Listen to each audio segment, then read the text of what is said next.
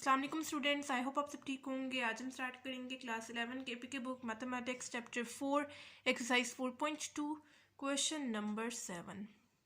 अच्छा, जो आपके पास एक्सरसाइज 4.2 का जो क्वेश्चन नंबर 7 है, इंपॉर्टेंट क्वेश्चन है। इस टाइप के क्वेश्चंस आते हैं, ठीक है। 4 मार्क्स के आते हैं सेक्शन बी में, ठीक है। तो आप लोगों ने इसकी सही से प्रैक्टिस करनी है, ठीक है। कॉन्सेप्ट लेंगे कि अगर आपके पास पेपर में वैल्यूज़ चेंज करके दी जाएं तो इस क्वेश्चन को कैसे सॉल्व करते हैं, ठीक है। हमारे पास क्या है क्वेश्चन कि if a6 plus a4 is equal to 6, a6 minus a4 is equal to 2/3, then find the arithmetic sequence. ठीक है, आपको दो इक्वेशंस दी थी, मैंने पहली वाली को फर्स्ट कर दिया एंड सेकंड वाली को सेकंड यहाँ पे बना दी। इक्वेशन, दो इक्वेशंस बना दी, ठीक है। आपको इस क्वेश्चन में दो इक्वेशंस दी हुई हैं और फिर इन्होंने दो इक्वेशन दे के आपको कह दिया कि आप लोगों ने अरिथमेटिक सीक्वेंस बनाना है, ठीक है। अब अरिथमेटिक सीक्वेंस क्या होता है? फॉर एग्जाम्पल मैं लिख रही हूँ 1 3 5, ठीक है। और उसके बाद मुझे पता है कि 5 के बाद अगर ये यहाँ पे 1 है, यहाँ पे 3 है, 5 है, तो 5 के बाद यकीनन 7 आएगा, 7 के बाद यकीनन मेरे पास 9 आएगा। यानी 1 एंड अगर 3 को देखें तो इनके दरमियान गैप कितना है? यानी 1 के बाद आपके पास एक नंबर का गैप है, यानी 3 माइनस 1 अगर मैं करूँ तो मेरे पास 2 आता है। यानी दो नंबर का गैप अगर हम लोग देखा जाए ऐसे, तो 1 एंड 3 इसके दरमियान कितने नंबर का गैप है? 2 नंबर का। उसी तरह 3 एंड 5 के दरमियान कितने नंबर का गैप है? 2 नंबर्स का। उसी तरह 5 एंड 7 के दरमियान कितना गैप है, कितना डिफरेंस है? 2 नंबर का। 7 एंड 9 के दरमियान भी उतना ही डिफरेंस है, यानी 2 नंबर का डिफरेंस है, ठीक है। तो ये हमारे पास क्या होता है? ये हमारे पास होता है D, common difference. Common difference हम लोग कैसे निकालते हैं? सेकेंड वैल्यू, यानी ये मेरे पास A1 है, ये मेरे पास A2 है, ये A3, A4, A5, अगर आगे भी मेरे पास वैल्यूज होती तो यकीनन A6 होता, आगे वैल्यूज चलती जा रही हैं, ठीक है। तो पहली वाली वैल्यू मेरे पास क्या है? A1 है। तो कॉमन डिफरेंस हम लोग कैसे निकालते हैं? D is equal to second term में से प्रीवियस टर्म सब्ट्रैक्ट करनी है, यानी A2 में से आप लोगों ने A1 माइनस करना है। A2 में मेरे पास क्या था? 3 था, माइनस A1 में मेरे पास क्या था? 1 था। 3 माइनस 1 मेरे पास क्या आ जाएगा? 2 आ जाएगा। यानी इस तरह मेरे पास कॉमन डिफरेंस आ जाएगा, ठीक है। तो ये मैंने आपको एग्जांपल दी है, ठीक है। अभी हम लोग इस क्वेश्चन इन दो इक्वेशंस के थ्रू सॉल्व करेंगे ना, फिर हमारे पास कोई अरिथमेटिक सीक्वेंस बनेगा, ठीक है। तो अभी मैं आपको सिर्फ अरिथमेटिक सीक्वेंस के बारे में बता रही हूँ कि वो होता क्या है, ठीक है।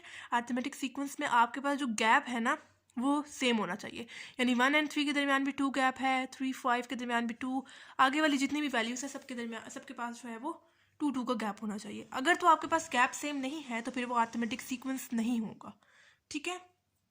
तो अरिथमेटिक सीक्वेंस बनाने के लिए सबसे पहले तो हमें चाहिए डी चाहिए, ठीक है, कि हमें पता तो चले कितने कितने का गैप है उनके दरमियान। तो डी हम लोग कैसे निकालेंगे? हमारे पास जो है दो इक्वेशंस है, ठीक है। तो मैं क्या करूँगी, मैं सब्स्टिट्यूशन मेथड यूज़ करते हुए पहले A6 की वैल्यू निकालूंगी, फिर A4 की वैल्यू निकालूंगी, ठीक है। किस मेथड के थ्रू? सब्स्टिट्यूशन मेथड के थ्रू, जो आप लोगों ने 10th क्लास में पढ़ा था। अभी दोबारा हम लोग यूज़ करेंगे तो आपको सही से समझ आ जाएगी, ठीक है। सब्स्टिट्यूशन मेथड के थ्रू सबसे पहले मैं A6 एंड A4 की वैल्यू निकालूंगी। फिर आप लोगों ने जो पिछले क्वेश्चन किए हैं, यानी 1 से लेकर 6 तक जितने भी क्वेश्चन किए हैं, आप लोगों ने एक फॉर्मूला पढ़ा हुआ है, यानी कोई भी एन टर्म फाइंड करने के लिए आप लोगों ने एक फॉर्मूला पढ़ा है, यानी AN is equals to A1 plus N-1D, ठीक है। ये वाला फॉर्मूला बहुत इंपॉर्टेंट है, पूरा 4th चैप्टर में ये फॉर्मूला तकरीबन यूज़ हो रहा है, ठीक है। 4.2 में तो यूज़ हो रहा है, फिर आगे आपके पास और भी आएंगे फॉर्मूलाज, लेकिन ये इंपॉर्टेंट फॉर्मूला है, ठीक है। कोई भी nth टर्म फाइंड करने के लिए आप लोगों ने सिंपल क्या करना है, इस फॉर्मूले में वैल्यूज पुट करनी है और आपके पास सिंपल nth टर्म कोई भी आ जाएगी। अब nth टर्म क्या होता है? मैंने आपको एग्जांपल दी है 1 3 5 7 9। आगे मैं थक गई हूँ, मैंने क्या किया, मैंने डॉट से शो कर दिया। तो ये जो से डॉट्स मैंने लगाए ना, तो जो nth टर्म आपके पास इन डॉट्स में से कोई भी टर्म हो सकती है। वो आपके पास 11th टर्म भी हो सकती है, वो आपके पास 20th टर्म भी हो सकती है, 100th टर्म भी हो सकती है, 200th टर्म भी हो सकती है और 1000 भी हो सकती है, कोई भी टर्म हो सकती है, ठीक है। मैंने आगे डॉट्स लगा दिए, मुझे नहीं पता कहाँ तक ये जा रहे हैं। तो nth टर्म आपके पास इन डॉट्स में से कोई भी टर्म हो सकती है। तो nth टर्म कैसे अब हम लोग फाइंड करें? उसके लिए एक फॉर्मूला है, AN is equal to A1 plus N-1D।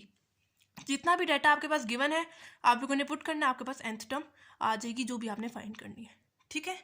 तो अरिथमेटिक सीक्वेंस बनाने के लिए मैं क्या करूँगी, सबसे पहले सब्स्टिट्यूशन मेथड के थ्रू A6 एंड A4 की वैल्यूज़ निकालूंगी, ठीक है। वैल्यूज़ निकालने के बाद मैं क्या करूँगी, ये जो सा फॉर्मूला है इसके में A6 की वैल्यू डाल के उसका फॉर्मूला एक तरह से बना लूँगी, फिर A4 की वैल्यू उसमें डालते हुए उसका फॉर्मूला बना दूंगी, और फिर उसके थ्रू मेरे पास जो D है ना वो आ जाएगा, ठीक है। अभी हम लोग सॉल्व करते हैं ना तो आपको फिर सही से समझ आ जाएगी, ठीक है। तो मैं क्या कह रही थी, सबसे फर्स्ट स्टेप हम लोगों ने क्या करना है, हम लोगों ने यहाँ पे यूज़ करना है सब्स्टिट्यूशन मेथड। तो सबसे पहले यूजिंग सब्स्टिट्यूशन मेथड, ठीक है। सब्स्टिट्यूशन मेथड क्या था कि आप लोगों ने देखना है कि आप लोगों ने पहले दो चीज़ों को, मतलब आपके पास दो इक्वेशंस होती हैं, उसमें दो डिफरेंट वेरिएबल्स यूज़ हो रहे होते हैं। यहाँ पे तो आपके पास A6 एंड A4 दिया हुआ ना। अगर हम लोग ओवरऑल बात करें ना, तो आपके पास दो वेरिएबल्स गिवन होते हैं। आप लोग x एंड y के थ्रू उसको मतलब समझ लें, ठीक है। आपके पास फॉर एग्जांपल यहाँ पे x है एंड यहाँ पे y है। आप लोगों ने सबसे पहले किसी एक की वैल्यू निकालनी है, ठीक है। तो किसी एक की वैल्यू निकालने के लिए आपको दूसरे वाले को किसी तरह से कैंसिल आउट करना पड़ेगा, ठीक है। तो यहाँ पे मेरे पास पहले से ही देखें, ये A4 है, ये प्लस A4 है, एंड यहाँ पे मेरे पास माइनस A4 है। तो ये दोनों आपस में कैंसिल आउट हो जाएंगे। मुझे मतलब कि इनके साइंस चेंज करने का मतलब इनके साइन चेंज करने की जरूरत ही नहीं पड़ रही, ठीक है। ये डायरेक्ट ही कैंसिल आउट हो रहे हैं, ठीक है। तो मेरे पास कौन सी इक्वेशन है? इक्वेशन नंबर 1 क्या है? A6 plus A4 is equal to 6। And equation number 2 क्या है? A6 minus A4 is equal to 2/3। Substitution method के थ्रू यहाँ पे देखें, ये प्लस A4 है एंड यहाँ पे माइनस A4 है, आपस में कैंसिल आउट हो जाएंगे। इसके साथ कांस्टेंट क्या है? 1 है, और इसके साथ भी कांस्टेंट क्या है? 1 है। 1 + 1 मेरे पास क्या हो जाएगा? मतलब ऐड हो रहे हैं ना ये इनके दरमियान, मतलब कि इनके इन दोनों के साथ प्लस का साइन है, नेगेटिव साइन तो हमें कहीं नहीं दिख रहा, यानी ये ऐड हो रहे हैं। 1 इसके साथ भी कांस्टेंट है, इसके साथ भी कांस्टेंट 1 है। तो 1 + 1 मेरे पास क्या हो जाएगा? 2A6, ठीक है। ये दो आपस में कैंसिल आउट हो गए क्योंकि इसके साथ पॉजिटिव A4 था एंड ये मेरे पास माइनस A4 था। ऑपोजिट साइन से कैंसिल आउट कर दिया। इज इक्वल्स टू, यहाँ पे मेरे पास क्या आ जाएगा? अभी मैं एज इट इज़ लिख रही हूँ, नेक्स्ट स्टेप में हम लोग इसका एलसीएम ले लेंगे। यानी ये भी आपस में ऐड ही हो रहे हैं, ठीक है। जैसे यहाँ पे आपस में ऐड हो रहे थे, यानी इनके दरमियान में पॉजिटिव साइन था, इन दोनों के दरमियान में भी पॉजिटिव साइन है, तो यानी ये हो जाएगा 6 + 2/3। नेक्स्ट स्टेप में इसका एलसीएम ले लेंगे। 2A6 is equals to, LCM कैसे लेंगे? इसके नीचे क्या है? 1 है। जो क्रॉस में वैल्यूज़ हैं उनको मल्टीप्लाई करेंगे, उस तरह ये भी क्रॉस में वैल्यू से मल्टीप्लाई कर देते हैं, और जो नीचे वाली वैल्यूज़ हैं उनको आपस में मल्टीप्लाई करेंगे, ठीक है। तो 3 6 मेरे पास क्या आता है? 18 + 2 1 2 डिवाइडेड बाय 1 × 3 मेरे पास क्या आता है? 3। 2A6 इज इक्वल्स टू 18 + 2 मेरे पास क्या आता है? 20 डिवाइडेड बाय 3, ठीक है। अब ये वाला जो 2 इधर मल्टीप्लाई हो रहा है, जब मैं उसको राइट साइड पे लेके जाऊंगी तो मेरे पास क्या हो जाएगा? डिवाइड हो जाएगा। यानी यहाँ पे मेरे पास लेफ्ट साइड पे मेरे पास सिंपल रह जाएगा A6 इज इक्वल्स टू, यहाँ पे मल्टीप्लाई हो रहा है, जब राइट साइड पे जाएगा तो क्या हो जाएगा? डिवाइड हो जाएगा। यानी 2 × 3, मतलब नीचे आके यहाँ पे मल्टीप्लाई ही होगा ना। 2 × 3 मेरे पास क्या हो जाएगा? 6। कटिंग कर दें, 2 10s are 20 and 2 3s are 6, यानी A6 is equals to 10/3। A6 का आंसर मेरे पास क्या आ गया? 10/3 आ गया, ठीक है। मैंने क्या किया? मैंने यहाँ पे मेरे पास दो इक्वेशंस थी, मैंने क्या किया? मैंने सब्स्टिट्यूशन मेथड यूज़ करते हुए A4 को कैंसिल आउट कर दिया। इसके थ्रू मैंने आराम से A6 की वैल्यू अलग से निकाल दी, यानी 10/3, ठीक है। जैसे यहाँ पे मैंने A4 दोनों को कट किया है और उसके थ्रू A6 की वैल्यू निकाली है, अब मैं क्या करूँगी? मैं A6 को कट करूँगी और किसी तरह से A4 की वैल्यू निकालूंगी, ठीक है। तो उसके लिए मैं क्या करूँगी? तो उसके लिए मेरे पास तो पहले से ही यहाँ पे है प्लस एंड माइनस साइन है। अगर दोबारा से मैं इसमें भी सब्स्टिट्यूशन मेथड यूज़ करूँगी तो दोबारा से कैंसिल आउट हो जाएंगे, क्योंकि इसके साथ भी पॉजिटिव साइन है, इसके साथ नेगेटिव साइन है। तो मैं क्या करती हूँ? मैं इक्वेशन नंबर 2 को सब्ट्रैक्ट कर लेती हूँ इक्वेशन नंबर 1 से, यानी मतलब कि मैं इनके साइन, नीचे वाली इक्वेशन नंबर 2 के साइन चेंज कर देती हूँ। अगर मेरे पास यहाँ पे भी माइनस आ जाएगा, मतलब कि नीचे वाली सब जो नीचे वाली इक्वेशन नंबर 2 है ना, सबके साथ मैं नेगेटिव साइन डाल देती हूँ। यानी इसके साथ ये कौन सा पहले साइन है? इसके साथ पॉजिटिव साइन है, मैं इसके साथ नेगेटिव साइन डाल रही हूँ। यहाँ पे नेगेटिव साइन है, इसके साथ मैं नेगेटिव साइन ही डालूंगी। इसके साथ पॉजिटिव साइन है, इसके साथ मैं नेगेटिव साइन डाल दूंगी। ये मैं क्यों कर रही हूँ? ताकि मेरे पास ये किसी तरह से कैंसिल आउट हो जाए।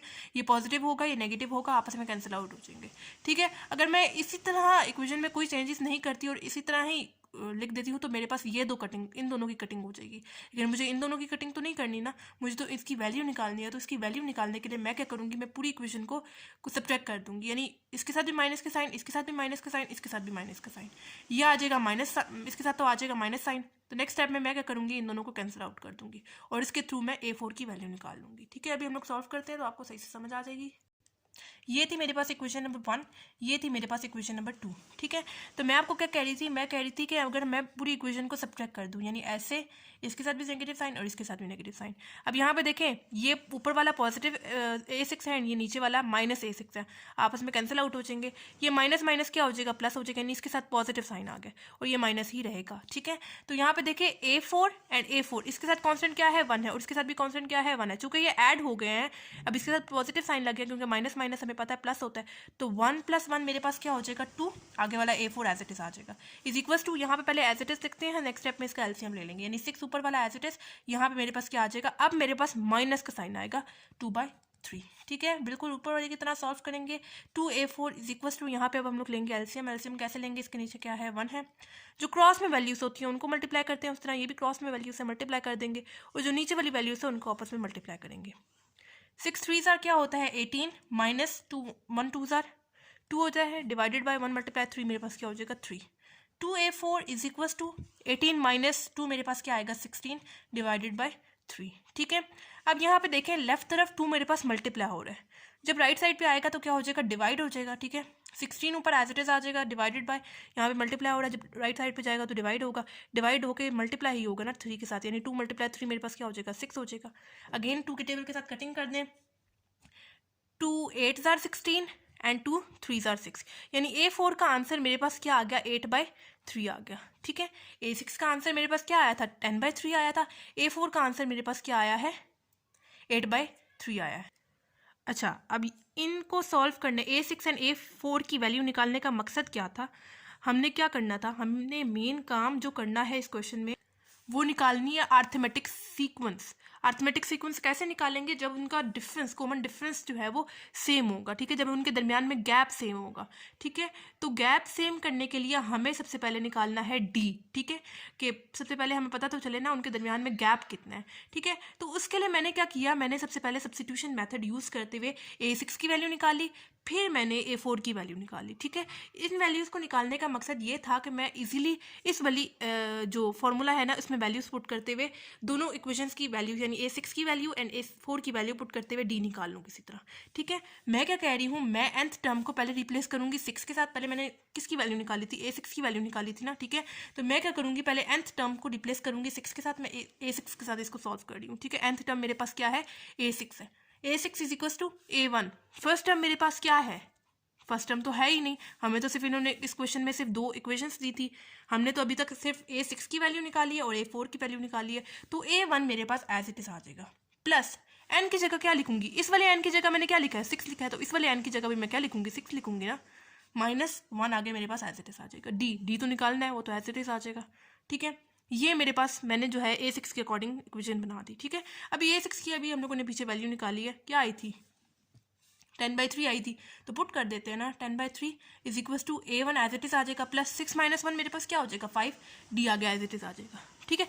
यानी ये आ गया मेरे पास 10/3 is equals to A1 + 5D, ठीक है। यही इसी वजह से जो है मैंने अभी A6 की वैल्यू निकाली थी कि मैं किसी तरह इसकी इक्वेशन बना दूँ। अब आप लोग बेशक इसको इक्वेशन नंबर 3 का नाम देते हैं, क्योंकि पहली इक्वेशन को हम लोगों ने 1 दिया था, सेकंड को 2, अभी इसको आप लोग बेशक थर्ड का नाम देते हैं, ठीक है। अब आते हैं A4 पे।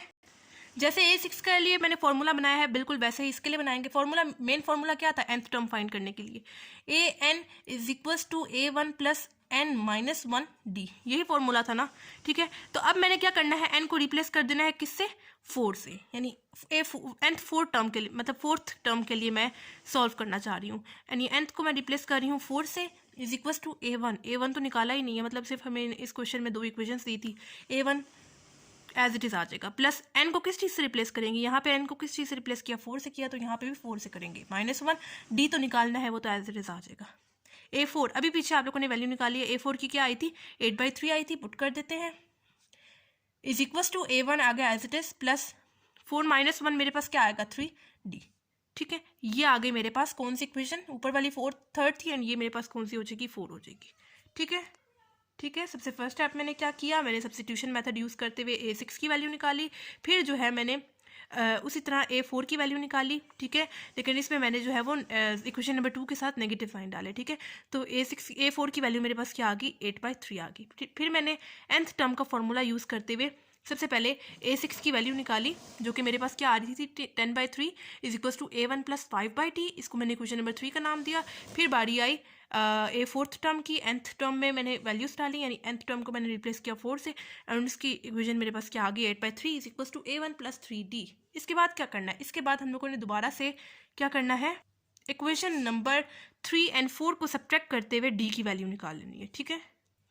ये आपके पास इक्वेशन नंबर 3 है, ये आपके पास इक्वेशन नंबर 4 है, ठीक है। तो हम लोग कैसे सब्ट्रैक्ट करेंगे, मुझे जो है किसी तरह ये A1 को ख़त्म करना है, क्योंकि मेरे पास दोनों इक्वेशंस में 2 अननोन वैल्यूज़ आ गई हैं। एक तो A1 का मसला आ रहा है और दूसरा D, मेन काम जो हमें निकालना है, मतलब मेन हम लोगों ने निकालना है D। ये जो A1 है ना, ये हमारे लिए हमें थोड़ा सा जो है ना डिस्टर्ब कर रहा है, तो हमने इसको किसी तरह ख़त्म करना है, ठीक है। तो जैसे मैंने A4 के लिए उसको ख़त्म किया था, बिल्कुल वैसे ही इसको भी ख़त्म करेंगे। मतलब पीछे मैंने A4 निकालने के लिए A6 को कैसे ख़त्म किया था, सब्ट्रैक्ट किया था इक्वेशन नंबर 2 को, ठीक है। उसी तरह A1 को ख़त्म करने के लिए मैं क्या करूँगी, मैं पूरी इक्वेशन नंबर 4 को सब्ट्रैक्ट कर दूँगी, यानी इसके साथ भी नेगेटिव साइन, इसके साथ भी नेगेटिव साइन और इसके साथ भी नेगेटिव साइन आ जाएगा, ठीक है।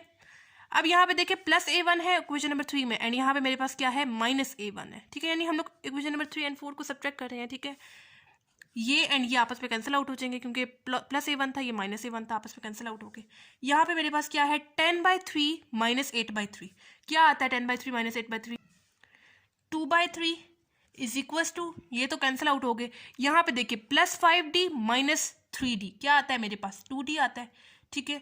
तो अब यहाँ पे देखें, जो 2 यहाँ पे मल्टीप्लाई हो रहा है, जब लेफ्ट तरफ जाएगा तो क्या हो जाएगा, डिवाइड हो जाएगा, यानी 3 के साथ मल्टीप्लाई होगा, 3 मल्टीप्लाई 2 हो जाएगा, is equals to D is equals to 2 divided by 3 2 क्या होता है, 6 होता है, एंड 2 1 2 3 6, यानी D का आंसर मेरे पास फाइनली क्या आ गया है, 1/3 आ गया। और हमें कंफर्म हो गया है कि जो हमारे पास सीक्वेंस बनेगा ना, उनके दरमियान डिस्टेंस कितना है, कितना गैप है, 1/3 का गैप है, ठीक है। बस अब एक आखिरी काम रह गया है, हमने सीक्वेंस बनाना है, ठीक है। तो सीक्वेंस कैसे बनाएंगे, उसके लिए सबसे पहले हमें पता होनी चाहिए फर्स्ट टर्म मतलब किसी भी एक इक्वेशन में, इक्वेशन नंबर 1 2 3 या 4, उनमें से किसी में भी आप लोग वैल्यू पुट करें D की, ठीक है। और आप लोग निकालें, मतलब 1 और 2 में तो आप लोग नहीं पुट कर सकते, खैर 3 और 4 में आप लोग D की वैल्यू पुट करें, ठीक है। 3 या 4 में से किसी एक में, ठीक है, D की वैल्यू पुट करें और A1 की वैल्यू निकाल लें, ठीक है। तो मैं यहाँ पे ले रही हूँ इक्वेशन नंबर 3 को। इक्वेशन नंबर 3 मेरे पास क्या है, 10/3 is equal to A1 plus 5D। मैं क्या करती हूँ, इसमें इक्वेशन नंबर D की वैल्यू पुट कर देती हूँ, यानी 5D की जगह मैं क्या पुट कर रही हूँ, 1/3 पुट कर रही हूँ, ठीक है। 10/3 हो जाएगा is equal to A1 plus 5 multiply 1, मेरे पास क्या हो जाएगा, 5/3। यहाँ पे देखिए प्लस 5/3 है, जब लेफ्ट तरफ जाएगा तो क्या हो जाएगा, माइनस 5/3 हो जाएगा, इज इक्वल टू यहाँ पे सिंपल रह जाएगा A1 इस तरफ लिखा है तो कोई मसला तो नहीं है ना। A1 इज इक्वल टू, यहाँ पे देखें मेरे पास डिनोमिनेटर सेम है, एक दफ़ा मैं लिख रही हूँ, एंड 10 माइनस 5 मेरे पास क्या हो जाएगा, 5 हो जाएगा, यानी A1 का आंसर मेरे पास क्या आ गया, 5/3 आ गया, ठीक है। A1 का आंसर मेरे पास क्या आ गया, 5/3 आ गया। फर्स्ट टर्म भी आ गई, कॉमन डिफरेंस भी आ गया, अब बस सीक्वेंस बनाना रह गया। अच्छा, अब सीक्वेंस आप लोग कैसे बनाएंगे, जो मैंने आपको फॉर्मूला बताया था ना, AN is equal to A1 plus N minus 1D, इसके थ्रू आप लोग कोई भी वैल्यू निकाल सकते हैं nth टर्म। तो क्यों नहीं आप लोग ऐसा करते कि A2 निकाल लें, A3 निकाल लें, A4 निकाल लें, मतलब 4 टर्म्स बहुत हैं, आगे आप लोग डॉटेड लाइन से शो कर दें, मतलब आगे आपके पास सीक्वेंस चलता जा रहा है, ठीक है। तो ये एक फार्मूला याद कर लें तो आपके लिए आसानी है, ठीक है। मतलब आप लोग इस फार्मूले के थ्रू कोई भी nth टर्म फाइंड कर सकते हैं, यानी फर्स्ट टर्म तो आप लोगों ने निकाल ली ना, तो जब आप लोगों ने फर्स्ट टर्म भी निकाल दी, कॉमन डिफरेंस भी निकाल दिया, फिर तो आपका क्वेश्चन ही आसान हो गया, ठीक है। फिर आप लोग ये इस फॉर्मूले को लेते हुए कोई भी वैल्यू निकाल सकते हैं, कोई भी nth टर्म निकाल सकते हैं। मतलब A1 निकाल दिया, अब A2 निकाल लेते हैं, A3 निकाल लेते हैं, बस 3 टर्म्स बहुत हैं, आगे आप लोग डॉटेड लाइन से शो कर दें कि आपके पास सीक्वेंस चलता जा रहा है, ठीक है। तो अब मैं यहाँ पे लिख रही हूँ सबसे पहले फॉर्मूला क्या है, AN is equal to A1 plus N minus 1D, ठीक है। अब मुझे पहले मेरे पास A1 टर्म आ गई, अब मुझे फाइंड करना है A2 टर्म के लिए। A2 is equal to A1 की क्या वैल्यू आई है, 5/3 आई है, प्लस nth को किस चीज़ से रिप्लेस करेंगे, यहाँ पे n को किस चीज़ से रिप्लेस किया, 2 से किया है, तो यहाँ पे भी 2 से रिप्लेस करेंगे, माइनस 1D, कॉमन डिफरेंस क्या आया था हमारे पास, 1/3 आया था, पुट कर देते हैं।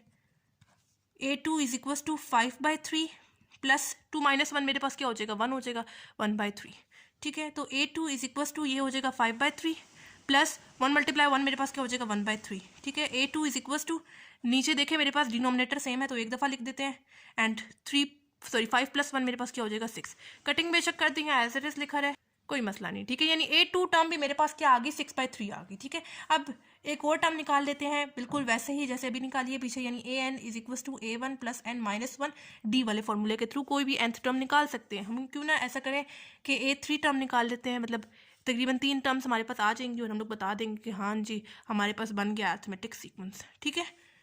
A1 हमारे पास क्या आया है, 5/3 आया है, पुट करते हैं, प्लस N, इधर n को किस चीज़ से रिप्लेस किया, 3 से किया, तो यहाँ पे भी n को 3 से रिप्लेस करेंगे, -1।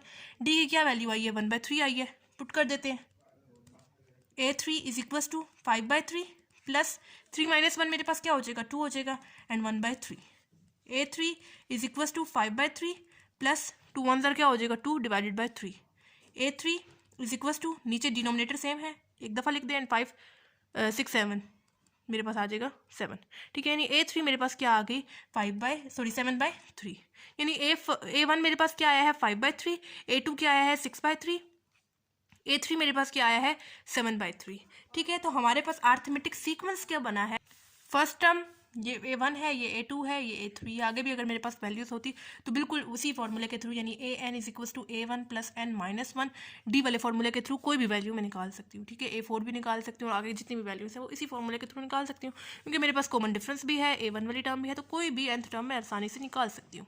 ठीक है, तो मेरे पास कॉमन मतलब अरिथमेटिक सीक्वेंस क्या बना 5/3, 6/3, 7/3 और हमारे पास इसका जो गैप है ना वो भी सेम है। कितना का गैप आ रहा है इन दो टर्म्स में 1/3 का, इन दो टर्म्स में भी कितने का गैप आ रहा है 1/3 का।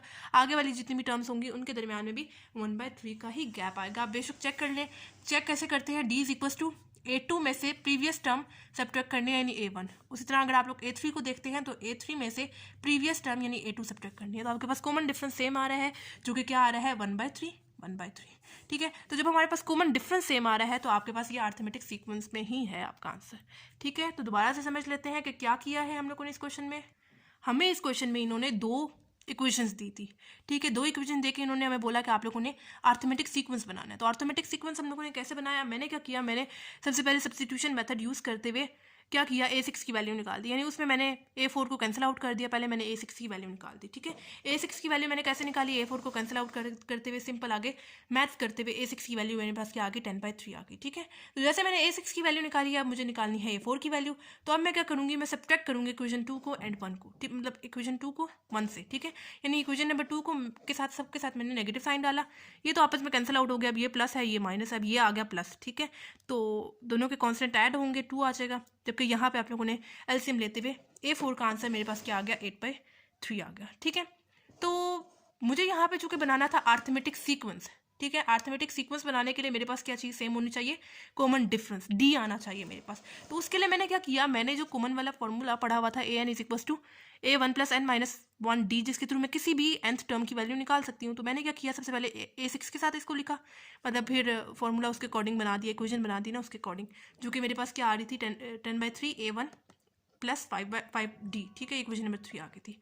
ठीक है, उसी तरह मैंने इक्वेशन 4 के साथ इसको बनाया, मतलब उनकी जो मेरे पास वैल्यूज़ थी मैंने पुट की और ये मेरे पास आ गई इक्वेशन नंबर 4। ठीक है, ये इक्वेशन नंबर 3 है, ये इक्वेशन नंबर 4 है। बेसिकली इन इक्वेशंस को बनाने का मकसद ये था कि किसी तरह मैं D की वैल्यू निकाल लूँ। फिर दोबारा से मैंने क्या किया, इधर मुझे किसी तरह से A1 को ख़त्म करना था कि पहले मैं D की तो वैल्यू निकालूँ ना, पहले जब मेरे पास D की वैल्यू आ जाएगी तो फिर मैं किसी भी एक इक्वेशन में पुट करते हुए A1 की भी वैल्यू निकाल लूँगी। तो उसके लिए मैंने क्या किया, मैंने अगेन सब्ट्रैक्ट किया, सब्ट्रैक्ट नीचे वाली इक्वेशन मतलब इक्वेशन नंबर 4 को सब नंबर्स को सब्ट्रैक्ट किया, ये तो आपस में कैंसिल आउट हो गए और सिंपल आगे मैथ्स करते हुए D की वैल्यू मेरे पास क्या आ गई 1/3 आ गई। ठीक है, तो फिर मैंने इक्वेशन नंबर 3 में पुट करते हुए A1 की वैल्यू भी निकाल ली 5/3। जब मेरे पास A1 की वैल्यू आ गई, D की वैल्यू आ गई, फिर तो आगे क्वेश्चन ही आसान हो गया। फिर हम लोगों ने क्या किया, nth टर्म का जो फॉर्मूला है वो लिखते हुए किसी भी nth टर्म की वैल्यू निकाल ली, मतलब कि अरिथमेटिक सीक्वेंस के लिए ज़रूरी है ना, पहले A1 की वैल्यू होनी चाहिए, फिर A2 की, A3 की, बस 3 वैल्यूज़ बहुत हैं। अगर आप लोगों को क्वेश्चन आता है ना अरिथमेटिक सीक्वेंस का तो 3 वैल्यूज़ बहुत हैं, इससे ज़्यादा करने की ज़रूरत नहीं है, पेपर बहुत लेंथी होता है तो टाइम वेस्ट होगा आपका, बस 3 वैल्यूज़ बहुत हैं, आगे डॉटेड लाइन शो कर दें। ठीक है, तो A1 वैल्यू निकाल दी, फिर मैंने nth टर्म का जो फॉर्मूला है उसमें nth की जगह 2 टर्म डाली, वैल्यूज़ जितनी भी थी मेरे पास पुट करते हुए मेरे पास A2 की वैल्यू आ गई 6/3। फिर उसी तरह थर्ड टर्म भी मुझे निकालनी थी, उसी फॉर्मूले में 3 पुट किया। ठीक है, nth की जगह 3, nth टर्म अब मेरे पास 3 है, आगे मेरे पास जितनी भी वैल्यूज़ थी पुट करते हुए मेरे पास A3 टर्म क्या आ गई 7/3। तो फाइनली अरिथमेटिक सीक्वेंस मेरे पास क्या बना 5/3, 6/3, 7/3। आगे भी मेरे पास वैल्यूज़ होती तो मैं इसी फॉर्मूले के थ्रू निकाल सकती थी आराम से। ठीक है, और भी काफ़ी ज़्यादा मेथड होते हैं मतलब सीक्वेंस निकालने के, आप लोग बेशक इसमें पुट कर दें, यानी D भी आपके पास है, A1 भी है, तो इसके थ्रू आप लोग A2 निकाल देंगे, फिर इस वाले में पुट करें। तो आसान तरीका मुझे नहीं लगता कि मुझे लगता है ये ज़्यादा आसान तरीका है कि इसमें सिंपल वैल्यूज़ पुट करें और आपके पास आता जाएगा। मतलब ये एक ही फॉर्मूला याद करें 4.2 के लिए और सिंपल वैल्यूज़ डालते हुए सारी वैल्यूज़ आपके पास कोई भी वैल्यू nth टर्म की आ सकती है। ठीक है, तो इम्पॉर्टेंट क्वेश्चन है, आप लोगों ने इसकी सही से प्रैक्टिस करनी है। अच्छा जी, क्वेश्चन नंबर 8 है हमारे पास। अच्छा, क्वेश्चन नंबर 8 भी आपके पास बहुत इंपॉर्टेंट क्वेश्चन है। ये भी क्वेश्चन आता है आपके पास सेक्शन बी में 4 मार्क्स का, ठीक है, शॉर्ट क्वेश्चंस में, ठीक है। तो आप लोगों ने इस क्वेश्चन की भी सही से प्रैक्टिस करनी है, बहुत इंपॉर्टेंट क्वेश्चन है, ठीक है। क्वेश्चन नंबर 7 एंड 8 इस पूरी एक्सरसाइज में बहुत ज़्यादा इंपॉर्टेंट क्वेश्चन है, ठीक है। आगे वाले भी बहुत इंपॉर्टेंट है, ये नहीं कि आप लोगों ने सिर्फ इन्हीं 2 क्वेश्चंस को सही से करना है, बाकी क्वेश्चंस को भी देखना है, इंपॉर्टेंट है, कॉन्सेप्ट है अगले क्वेश्चंस का, ठीक है। तो इससे आगे वाले जो क्वेश्चंस हैं इंपॉर्टेंट हैं, ठीक है। तो सबसे पहले तो आप लोगों ने पेपर में क्वेश्चन जो है पेपर से ना सही से देख के लिखना है, ठीक है। अक्सर बच्चे जो है साइंस का मिस्टेक कर जाते हैं और उधर सही क्वेश्चन सारा गलत हो जाता है, ठीक है। तो साइंस का ध्यान रखना है कि प्लस कहाँ पे आ रहा है, माइनस कहाँ पे आ रहा है, ठीक है। तो हमारे पास क्वेश्चन नंबर 8 है, if B plus C minus A divided by A, C plus A minus B divide by B, A plus B minus C divide by C are in arithmetic progression, then prove 1 by A 1 by B 1 by C are in arithmetic progression, ठीक है। अच्छा जी, हमारे पास जो है question number 8, उसमें हमें ये and ये बता दिया हुआ है कि वो अरिथमेटिक प्रोग्रेशन में, ठीक है। मतलब अगर मेरे पास ये A1 है, ये मेरे पास A2 है एंड ये मेरे पास A3 है, ठीक है। तो इसका मतलब ये है कि D is equals to A2 minus A1, मतलब D क्या होता है मेरे पास, कॉमन डिफरेंस होता है ना। D इज इक्वल्स टू मैं लिख सकती हूँ A2 माइनस A1, उसके थ्रू मेरे पास D की वैल्यू आ जाएगी, ठीक है। उसी तरह मैं लिख सकती हूँ, अगर मैं A3 को देख रही हूँ तो मुझे उससे प्रीवियस टर्म को सब्ट्रैक्ट करेंगे यानी A2 आएगा, तो उसके थ्रू मैं D निकाल सकती हूँ। यानी D मैं कैसे निकाल सकती हूँ, A2 में से प्रीवियस टर्म यानी A1 को सब्ट्रैक्ट करके, एंड D एक और तरीके से भी निकाल सकती हूँ, क्योंकि उससे नेक्स्ट जो टर्म मेरे पास है यानी A3, उसको अगर मैं ले रही हूँ तो उसे प्रीवियस टर्म को मुझे सब्ट्रैक्ट करना पड़ेगा यानी A2, ठीक है। तो उस तरह में मेरे पास D आ सकते हैं। तो क्या अब मैं इसको ऐसे लिख सकती हूँ, A2 minus A1 is equals to A3 minus A2, ठीक है। मैंने अभी अब आपको ऊपर बताया ना D हम लोग कैसे निकालते हैं, A2 माइनस A1 करते हुए, और एक बार मैं निकाल रही हूँ यानी A3 को अगर मैं चूज़ कर रही हूँ तो मुझे उससे प्रीवियस टर्म यानी A2 को सब्ट्रैक्ट करना पड़ेगा, तभी मेरे पास D आ सकता है, ठीक है। तो D हमने आगे सेम आगे जो मेरे पास जो क्वेश्चन है ना, then prove 1 by A 1 by B 1 by C are in arithmetic progression, इस वजह से मैंने इन दोनों को कंपेयर किया है, ठीक है। इन दोनों को कंपेयर करते हुए आगे लिखा है, अब आगे वैल्यूज पुट करते हुए इनको मैंने सॉल्व करना है, ठीक है। अभी तक आपको आई होप समझ आ गई होगी। मैंने क्या किया, मैंने आपको बताया कि A2 में से प्रीवियस टर्म सब्ट्रैक्ट करने से मेरे पास D आता है, उस तरह अगर मैं A3 को चूज़ कर रही हूँ तो उससे प्रीवियस टर्म A2 को यूज़ करते हुए मेरे पास D आएगा। तो मैंने इन दो इक्वेशंस को A2 minus A1 and A3 minus A2 को कंपेयर किया, ठीक है। कंपेयर करते हुए अब मैं वैल्यूज पुट कर रही हूँ। A2 की वैल्यू मेरे पास क्या है, C plus A minus B divided by B, minus वाला साइन, ठीक है। जब माइनस का साइन आता है तो अगली वाली चीज़ को आप लोग पहले ब्रैकेट में लिख लिया करें, क्योंकि नेगेटिव साइन अंदर मल्टीप्लाई होता है, ठीक है। A1 टर्म मेरे पास क्या है, B plus C minus A divided by A is equals to A3 मेरे पास क्या है, A plus B minus C divided by C, bracket में पहले कर दें। आगे मेरे पास क्या है, नेगेटिव साइन, ब्रैकेट में पहले करें A2 मेरे पास क्या है, C plus A minus B divided by B, ठीक हो गया। ये हम लोगों ने कर दिया, ठीक हो गया। अब हम लोगों ने क्या करना है, अब हम लोगों ने लेना है इसका एलसीएम। एलसीएम कैसे लेंगे हम लोग, एलसीएम लेने का आसान तरीका, जो क्रॉस में वैल्यूज़ है, जैसे ये आपस में क्रॉस में वैल्यूज़ हैं, ये क्रॉस में वैल्यूज़ हैं, इनको मल्टीप्लाई करेंगे यानी ऐसे और ऐसे, और जो नीचे वाली वैल्यूज़ है उनको आपस में मल्टीप्लाई करेंगे, यानी ये हो जाएगा। नेक्स्ट स्टेप में मैं मल्टीप्लाई करूँगी, अभी मैं मतलब कि सिर्फ ब्रैकेट लगाते हुए लिख रही हूँ, यानी ए आगे वाली वैल्यू यानी C plus A minus B, bracket में कर देते हैं, ठीक है। आगे मेरे पास क्या है, माइनस, इन दोनों को मल्टीप्लाई करेंगे यानी ये हो जाएगा मेरे पास B, ब्रैकेट लगाते हुए B प्लस सी माइनस ए, नेक्स्ट स्टेप में मल्टीप्लाई करूँगी, ठीक है। डिवाइडेड बाय नीचे वाली टर्म्स आपस में मल्टीप्लाई होंगी यानी B मल्टीप्लाई ए, मेरे पास क्या हो जाएगा AB, ठीक है। इज इक्वल्स टू, इसमें भी वही काम करना है, एलसीएम लेंगे। एलसीएम कैसे लेंगे, जो क्रॉस में वैल्यूज है उनको मल्टीप्लाई करेंगे, और जो नीचे वाली वैल्यूज है उनको आपस में मल्टीप्लाई करेंगे, यानी ये हो जाएगा मेरे पास B into A plus B minus C, next step में मल्टीप्लाई करूंगी, ठीक है। Minus C multiply C plus A minus B, मेरे पास क्या हो जाएगा C, ब्रैकेट लगाते हुए C plus A minus B, next step में मल्टीप्लाई करूंगी, डिवाइडेड बाय नीचे वाली टर्म्स को आपस में मल्टीप्लाई करेंगे यानी C मल्टीप्लाई B, मेरे पास क्या हो जाएगा BC, ठीक है। अब क्या करते हैं, अब मल्टीप्लाई कर लेते हैं, ठीक है। ये हो जाएगा मेरे पास ए को पहले इसके साथ मल्टीप्लाई करना है, फिर इसके साथ मल्टीप्लाई करना है, उसके बाद इसके साथ मल्टीप्लाई करना है, ठीक है। तो ये मेरे पास क्या हो जाएगा, AC प्लस ए इंटू ए, मेरे पास क्या हो जाएगा A स्क्वायर हो जाएगा। स्क्वायर का मतलब क्या है कि वही चीज़ आपके पास यहाँ पे 2 दफ़ा मल्टीप्लाई हो रही है। अगर मैं यहाँ पे लिखती हूँ 7 की पावर 3, 3 का मतलब क्या है कि जो सा ये वाला नंबर है वो यहाँ पे कितनी दफ़ा मल्टीप्लाई हो रहा है, 3 टाइम्स मल्टीप्लाई हो रहा है। तो यहाँ पे 2 दफ़ा ए मल्टीप्लाई हो रहा था, मैंने स्क्वायर लगा के लिख दिया। उसी तरह ए मल्टीप्लाई माइनस बी मेरे पास क्या हो जाएगा, माइनस ए बी। ठीक है, अब आगे वाली टर्म्स को लिखते हैं। अब ये याद रखिएगा कि आप लोगों ने नेगेटिव साइन को भी मल्टीप्लाई करना है। ठीक है, अब ये हो जाएगा मेरे पास माइनस बी, पहले माइनस बी को इसके साथ मल्टीप्लाई करेंगे, फिर इसके साथ, और फिर इसके साथ मल्टीप्लाई करेंगे। Minus B into minus B मेरे पास क्या हो जाएगा, minus again B into B, मैं इसको लिख रही हूँ बी स्क्वायर की फॉर्म में। ठीक है, आगे minus B multiply plus C मेरे पास क्या हो जाएगा, minus B C, minus B multiply minus A, minus minus मेरे पास क्या हो जाएगा, प्लस हो जाएगा, एंड बी मल्टीप्लाई ए मेरे पास क्या हो जाएगा, ए बी। ठीक है, डिवाइडेड बाय ए बी। ठीक है, इज इक्वस टू, इसको भी बिल्कुल वैसे ही मल्टीप्लाई करना है। मल्टीप्लाई कैसे करेंगे, बी को पहले इसके साथ, फिर इसके साथ, और फिर इसके साथ मल्टीप्लाई करेंगे। बी मल्टीप्लाई ए मेरे पास क्या हो जाएगा, A B, plus B into B मेरे पास क्या हो जाएगा, B square, minus B into C मेरे पास क्या हो जाएगा, बी सी। ठीक है, उसी तरह इसको भी मल्टीप्लाई करेंगे, माइनस सी को पहले इसके साथ, फिर इसके साथ, एंड फिर इसके साथ। नेगेटिव साइन को भी मल्टीप्लाई करना है। माइनस सी इंटू सी मेरे पास क्या हो जाएगा, माइनस सी स्क्वायर, माइनस सी मल्टीप्लाई ए मेरे पास क्या हो जाएगा, माइनस ए सी। उसके बाद माइनस सी इंटू माइनस सी, माइनस माइनस क्या हो जाएगा, प्लस हो जाएगा, सी इंटू बी मेरे पास क्या हो जाएगा, बी सी। ठीक है, डिवाइडेड बाय बी सी मेरे पास नीचे एज इट इज आ जाएगा। ठीक है, अच्छा अब देखें, अब आप लोग इसमें से कैंसिल आउट कर दे जो चीज़ कैंसिल आउट हो सकती है। जैसे यहाँ पे देखें माइनस ए बी है, प्लस ए बी है, दोनों के साथ ऑपोजिट साइन है, कैंसिल आउट कर दें। उसी तरह यहाँ पे देख लें जिसकी जो कैंसिल आउट हो सकते हैं।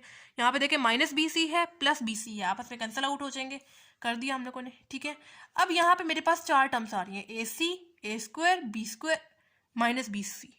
ठीक है, तो हम क्यों ना ऐसा करें कि जो स्क्वायर वाली टर्म्स है उनको इकट्ठा करके लिख लेते हैं, और जो दूसरी टर्म्स है उनको इकट्ठा करके लिख देते हैं, यानी ब्रैकेट की फॉर्म में लिख देते हैं। यानी मैं लिख रही हूँ ए सी माइनस बी सी। ठीक है, उसी तरह मैं लिख रही हूँ प्लस, अच्छा अब आप लोगों ने ब्रैकेट का साइन नहीं डाल देना, पहले प्लस का साइन डालना है। प्लस ये मेरे पास क्या है, ए सी, और दूसरी टर्म क्या है, माइनस बी सी। ठीक है, डिवाइडेड बाय ए बी मेरे पास नीचे एज इट इज आ जाएगा। ठीक है, इज इक्वस टू, यहाँ पे भी पहले स्क्वायर वाली टर्म्स को इकट्ठा करके लिख दें, यानी बी स्क्वायर माइनस सी स्क्वायर हो जाएगा, एक दफ़ा करके लिख दें, और जो दूसरी वाली टर्म्स है उनको एक दफ़ा लिख दें, प्लस का साइन आएगा। ठीक है, इसके साथ कौन सा साइन है, प्लस का साइन है, ब्रैकेट में हम लोग कर रहे हैं, लेकिन आप लोगों ने डायरेक्ट ब्रैकेट नहीं लगानी, ब्रैकेट से पहले प्लस का साइन डालना है, क्योंकि इसके साथ प्लस का साइन है। ए बी माइनस ए सी, ठीक है, डिवाइडेड बाय बी सी लिख देंगे। ठीक है, अब यहाँ पे आप लोग देख लें कि कुछ कॉमन तो नहीं जाता यहाँ से। यहाँ पे देखिए बी ए बी दोनों के साथ सी सी आ रहा है, इधर देखें ए बी एंड ए सी दोनों के साथ ए कॉमन आ रहा है, क्यों ना कॉमन निकाल लेते हैं। और एक और फॉर्मूला आप लोगों ने पढ़ा था, फर्स्ट चैप्टर में भी पढ़ा है, और आप लोगों ने 9th-10th चैप्टर में भी पढ़ा, सॉरी 9th-10th क्लास में भी पढ़ा है, कि A square minus B square which is equals to A minus B A plus B. ठीक है, तो यहाँ पे देखें A square minus B square है, सिंपल इसकी फॉर्म में खोल के लिख देते हैं, यानी मैं यहाँ पे लिख रही हूँ ए माइनस बी इसकी जगह ए प्लस बी। ठीक है, प्लस इसमें से मैं क्या कॉमन ले सकती हूँ, देखिए दोनों में क्या कॉमन जा रहा है, सी कॉमन जा रहा है, सी कॉमन ले लेते हैं, पीछे मेरे पास क्या रह जाएगा, ए माइनस बी। ठीक हो गया, डिवाइडेड बाय ए बी आ जाएगा, इज इक्वस टू, अब ये चीज़ भी बिल्कुल इसी के इक्वल आएगी, मतलब कि A square minus B square वाला जो फॉर्मूला है ना, आप लोगों ने सिंपल क्या करना है, पहली वैल्यू को ए लेट कर लेना है एंड सेकंड वैल्यू को बी कंसिडर कर लेना है, फिर जहाँ जहाँ पे ए आएगा उसकी जगह बी लिखना है, एंड जहाँ जहाँ पे बी आएगा उसकी जगह क्या लिखना है, सी लिखना है। ठीक है, तो फॉर्मूला क्या है, ए यानी बी माइनस बी यानी सी। ठीक है, उसी तरह ए यानी बी प्लस बी यानी सी। ठीक है, हम लोगों ने क्या किया ना, पहली वाली वैल्यू को ए कंसिडर कर लिया एंड सेकंड वैल्यू को बी कंसिडर कर लिया, फिर जहाँ जहाँ पे ए आ रहा था उसकी जगह बी लिख दिया, एंड जहाँ जहाँ पे बी आ रहा था उसकी जगह सी लिख दिया। ठीक है, प्लस अब इधर देखें, इधर से हम लोग क्या चीज़ कॉमन ले सकते हैं, देखिए इसमें भी ए आ रहा है, इसमें भी ए आ रहा है, कॉमन ले लेते हैं, पीछे मेरे पास क्या रह जाएगा, बी माइनस ए। ठीक है, डिवाइडेड बाय बी सी। ठीक है, सॉरी बी माइनस ए नहीं, बी माइनस सी, ए तो कॉमन ले लिया ना बाहर, तो बी माइनस सी आ जाएगा। ठीक है, अब इधर से देखें आप लोगों के पास क्या चीज़ कॉमन जा रही है, यहाँ पे देखें ए माइनस बी यहाँ पे भी है एंड यहाँ पे भी ए माइनस बी है, कॉमन ले लेते हैं ना, ए माइनस बी कॉमन ले लिया तो मेरे पास अंदर क्या आ जाएगा, यहाँ से ए माइनस बी मैंने कॉमन ले लिया, पीछे ए प्लस बी तो रहता है ना, लिख दिया, प्लस यहाँ से मैंने ए माइनस बी कॉमन ले लिया, सी तो रहता है ना, लिख दिया। ठीक है, डिवाइडेड बाय ए बी नीचे मेरे पास रह जाएगा, इज इक्वस टू, यहाँ से आप लोग देख लें क्या चीज़ कॉमन ले सकते हैं, यहाँ पे भी बी माइनस सी है एंड यहाँ पे भी बी माइनस सी है, ले लेते हैं कॉमन, अंदर मेरे पास क्या रह जाएगा, यहाँ से बी माइनस सी कॉमन ले लिया, बी प्लस सी तो है ना, और यहाँ से बी माइनस सी कॉमन ले लिया, ए तो है ना, प्लस ए लिख दिया, डिवाइडेड बाय बी सी मेरे पास नीचे एज इट इज आ गया। ठीक है, अब यहाँ पे देखें a plus B plus C, and यहाँ पे भी बेशक अरेंज करके लिख दें a plus B plus C, same ही है दोनों। ठीक है, तो क्या मैं इन दोनों को कैंसिल आउट कर सकती हूँ इधर उधर से? मतलब कि अगर आप लोग इसको एक को किसी तरफ शिफ्ट कर देते, अगर आप लोग इसको भी दूसरी तरफ ले आते ना, तो कैंसिल आउट इधर भी हो ही जाएंगे। ठीक है, तो सामने सामने से हम लोगों ने कर दिया। यहाँ पे भी a प्लस बी प्लस सी था और यहाँ पे भी a प्लस बी प्लस सी था, कैंसिल आउट सामने से हम लोगों ने कर दिया। ठीक है, पीछे मेरे पास क्या रह जाएगा, a minus B divided by A B is equal to B minus C divided by B C. ठीक है, तो अब क्या मैं इसको ऐसे लिख सकती हूँ कि मैं लिखूँ एक दफ़ा a divided by A B minus B divided by A B. Again आपके पास वही चीज़ आ जाएगी, यानी डिनोमिनेटर सेम है, एक दफ़ा आ जाएगा, ऊपर वाली चीज़ यानी a माइनस बी हो जाएगा। ठीक है, तो मैंने इसको थोड़ा सा खोल के लिख दिया ताकि मैं कटिंग कर सकूँ। ठीक है, इज इक्वल्स टू यहाँ पे मैं क्या करूँगी, मैं एक दफ़ा लिख रही हूँ b divided by B C minus C divided by B C. Again आप लोगों के पास यहाँ पे डिनोमिनेटर सेम है, अगेन ऊपर वाली चीज़ आ जाएगी, डिनोमिनेटर एक दफ़ा बी सी और ऊपर मेरे पास b माइनस सी आ जाएगा। ठीक है, अब कटिंग कर दें जिस चीज़ की हो सकती है। यहाँ पे देखें a and a cancel out हो गए, b and b cancel out हो गए, b and b cancel out हो गए, c and c cancel out हो गए। पीछे मेरे पास क्या रह गया, यहाँ पे ऊपर सिंपल क्या रह जाएगा, 1 डिवाइडेड बाय यहाँ पे रह गया b माइनस ऊपर क्या रह गया 1 डिवाइडेड बाय नीचे क्या रह गया a इज इक्वल टू ऊपर क्या रह गया मेरे पास 1 डिवाइडेड बाय नीचे क्या रह गया c माइनस ऊपर क्या रह गया 1 डिवाइडेड बाय नीचे क्या रह गया b। ठीक हो गया, तो अगर मेरे पास अब मैं क्या इसको ऐसे लिख सकती हूँ, a to minus a1 a3 minus a2। ठीक है, ये मैंने कैसे लिखा, मैंने क्या लिखा था पीछे, मैंने लिखा था a2 minus a1 and a3 minus a2। मतलब अगर मेरे पास तीन टर्म्स हैं, यानी a1 बाय a और 1 बाय b 1 बाय सी, अगर ये मेरे पास a1 है, ये मेरे पास a2 है, a3 है, कॉमन डिफरेंस हम लोग कैसे निकालते हैं, d is equal to a2 अगर मैं चूज कर रही हूँ तो उससे प्रीवियस टर्म यानी a1 को मुझे सब्ट्रैक्ट करना पड़ेगा। ठीक है, तभी मैं d निकाल सकती हूँ। उस तरह अगर मैं a3 को चूज कर रही हूँ तो मुझे उससे प्रीवियस टर्म यानी a2 को सब्ट्रैक्ट करना पड़ेगा। तो क्या मैं इन दोनों को इन दो इक्वेशन को जैसे मैंने स्टार्ट में कंपेयर किया था, क्या मैं लिख सकती हूँ a2 minus a1 is equal to a3 minus a2। आप लोग देख सकते हैं वही चीज़ आ रही है, यानी a2 minus a1 a3 minus a2। तो इसके थ्रू आप लोग लिख सकते हैं कि हाँ जी 1 by A 1 by B and 1 by C arithmetic progression में ही है। ठीक है, या बेशक ए पी लिख दें, कोई मसला नहीं। ठीक है, तो सिंपल इस क्वेश्चन में मैंने क्या किया, मेरे पास थी a1 value a2 and a3।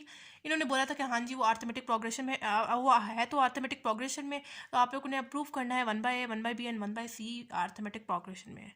ठीक है, तो मैंने क्या किया, आर्थमेटिक प्रोग्रेशन में हमारे पास कोई भी चीज़ कब होती है, जब उनके दरमियान का डिफरेंस सेम होता है, डी सेम होता है। ठीक है, तो वो कैसे सेम होता है, अगर मैं a2 ले रही हूँ तो उससे मुझे प्रीवियस टर्म a1 को सब्ट्रैक्ट करना पड़ेगा, उस तरह अगर मैं a3 ले रही हूँ तो उससे प्रीवियस टर्म मुझे a2 को सब्ट्रैक्ट करना पड़ेगा। मैंने क्या किया, मुझे यहाँ पे बेसिकली ये चीज़ प्रूफ करनी थी कि वो आर्थमेटिक प्रोग्रेशन में है भी कि नहीं, तो मैंने क्या किया, मैंने उनको कंपेयर कर लिया। ठीक है, यानी a2 minus a1 is equal to a3 minus a2।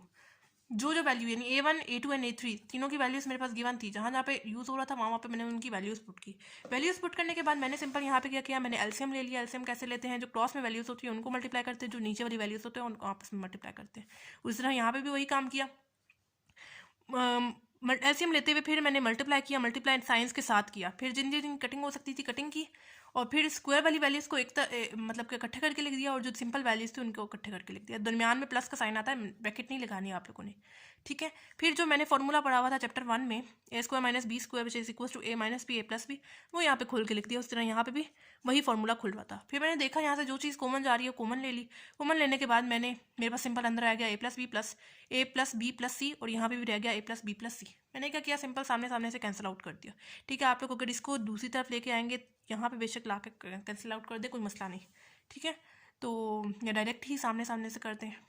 फिर मेरे पास क्या रह गया, सिंपल यहाँ पे a minus B divide by A B, यहाँ पे b minus C divide by B C. मैंने क्या किया, मैंने यहाँ पे a को अलहदा divided by denominator A B को अलहदा divided by denominator A B. ठीक है, मतलब अगेन आपके पास वही चीज़ आ जाएगी, यानी डिनोमिनेटर सेम है, ऊपर मेरे पास a माइनस बी हो जाएगा। ठीक है, तो यहाँ पे जैसी जैसी कटिंग हो सकती थी कटिंग कर दी, और मेरे पास 1 by B minus 1 by A 1 by C is equal to 1 by C minus 1 by B आ गया। फिर मैंने आपको बताया, मैंने इधर लिख दिया a2 minus a1 a3 minus a2 sorry. मैंने कैसे बताया आपको, मैंने बताया अगर मेरे पास 1 बाई 2 1 बाई बी 1 बाई सी है टर्म, ये a1 है, ये a2 है, a3 है, तो हम लोग कॉमन डिफरेंस कैसे निकालते हैं, a2 माइनस a1 ना, एंड a3 माइनस a2। तो मैंने दोनों को कंपेयर कर दिया, कंपेयर करते हुए मेरे पास वही चीज़ आ रही है जो मैंने ऊपर लिखी है। तो फिर हम लोगों ने नेट पर लिख दिया कि हाँ जी 1 by A 1 by B and 1 by C arithmetic progression में है। तो ये था हमारे पास एक्सरसाइज 4.2 का क्वेश्चन नंबर 7 एंड 8। अगर आपको किसी भी क्वेश्चन से रिलेटेड कोई प्रॉब्लम हो तो आप लोग मुझसे कमेंट बॉक्स में पूछ सकते हैं। इसके अलावा आप लोगों ने मुझे ये भी बताना है कि आपको मेरी वीडियोस कैसी लग रही हैं, क्या ये हेल्पफुल है या नहीं, और अपने फ्रेंड्स और आप लोगों ने मेरे चैनल को सब्सक्राइब भी करना है ताकि मेरी सारी वीडियोस आपकी तरफ टाइमली पहुँच जाए, और अपने फ्रेंड्स वगैरह के साथ भी शेयर करें ताकि उनका भी फ़ायदा हो जाए। तो मिलते हैं नेक्स्ट वीडियो में, तब तक के लिए अल्लाह हाफिज़।